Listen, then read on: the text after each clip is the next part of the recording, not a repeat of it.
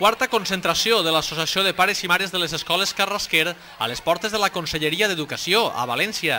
Dilluns passat foren 180 les persones que assistiren a la protesta, entre elles molts alumnes del centre. Provistos amb pancartes, xiulets i altres utensilis, demanaren de nou la licitació de les obres del col·legi. Com en l'anterior ocasió, no fou possible reunir-se amb cap responsable del govern valencià. Esta vegada acompanyaren l'expedició d'alumnes, professors i pares i mares, alguns regidors de l'Ajuntament, entre ells l'alcalde.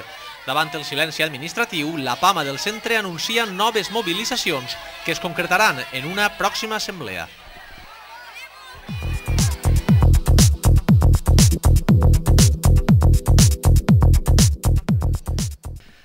Detectar documents d'identitat falsos. Eixe és l'objectiu del curs per a policies locals que el sindicat CESIF ve celebrant estos dies a la seva seu de Sueca. Agents de poblacions com ara Cullera, Alzira, Ontinyent, la Pobla Llarga i, com no, Sueca, prenen part en aquestes sessions. Nosaltres procurem que la policia estigui suficientment informada i suficientment documentada per saber quina és la targeta legal o el visat legal contra el fals. I saber que aquesta situació que provoca la targeta legal importa una sanció. Importa que tens que detindre l'infractor i saber quina falta és la que comès per poder-lo, si és menester, expulsar del país. Entre els documents que els policies estudien es troben passaports, cèdules d'identitat i permisos de conduir. El curs serveix per detectar tot tipus de falsificacions i conèixer les tècniques i les matafaules més emprades. És per això que els policies presten especial atenció a les marques d'aigua, tintes, paper i gramatge del document, plastificació i hologrames.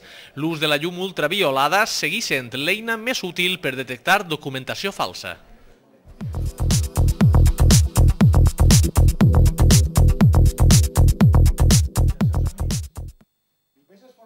Acaben les temporades esportives i és hora de fer balanç. Els jugadors del Sueca United organitzaren fins i tot un acte de cloenda que tingué lloc fa uns dies a la Casa de la Cultura. Allí els futbolistes d'este singular equip demostraren una vegada més la germanor que impera al grup. En un ambient distès van traure conclusions del que ha estat la campanya 2009-2010 a la segona regional. Com sempre, els resultats en este equip són una qüestió secundària.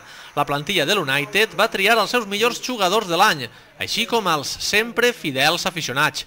Quan sols fa unes setmanes que s'ha baixat el teló a la Lliga, el Sueca United ja planifica la pròxima pretemporada.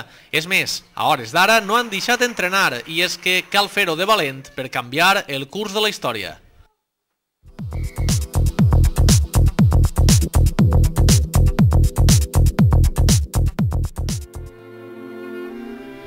I acabarem avui amb la mostra de maquetes de cases i de vaixells dels segles XVI, XVII i XVIII, unes creacions de Rafael Meseguer a partir de planos originals i que s'exposen a les escoles Carrasquer amb motiu de la seva Setmana Cultural. Nosaltres tornem amb més notícies el pròxim divendres. Que ho passen bé.